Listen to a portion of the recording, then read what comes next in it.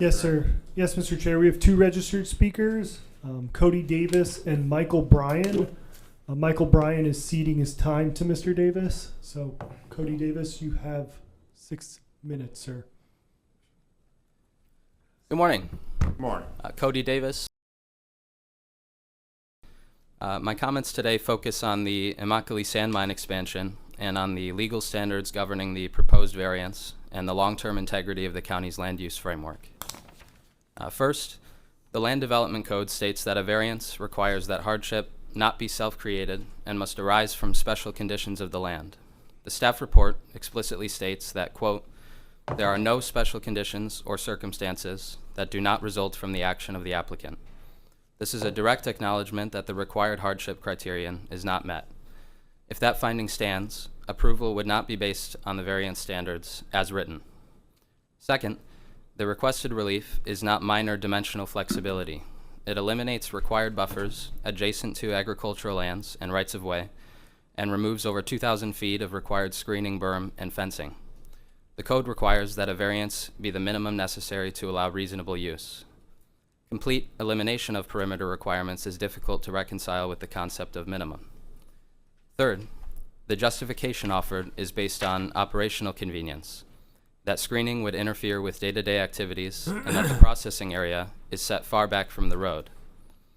Operational efficiency, cost, and inconvenience are not traditionally recognized hardship bases in variance law. This raises concern that the request represents a discretionary policy accommodation rather than a variance grounded in legislative criteria. Fourth, the expansion moves excavation into areas previously approved as preserve land and wildlife corridor. Land use processes are in place to allow flexibility for property owners, but the primary purpose of designating preserve land is permanence, so that the land can be enjoyed by future generations. And this designation was originally agreed to by both the applicant and the county. Reopening preserve acreage approved in a prior agreement sends a message that the county's long-term commitments are negotiable. This precedent has implications well beyond just this site. Fifth, the applicant's own justification states they've been unable to identify other mining projects where these screening requirements were applied. If this provision has not historically been enforced for similarly situated operators, then the issue before the board may not be exceptional hardship, but inconsistency between the code as written and the code as administered. Variances are not intended to reconcile long-standing administrative drift or non-enforcement. I'm not arguing that mining is inappropriate here. Earth mining is listed. It is a listed conditional use in this district, but variance standards exist to protect the integrity of the Land Development Code and to ensure consistent, fair application.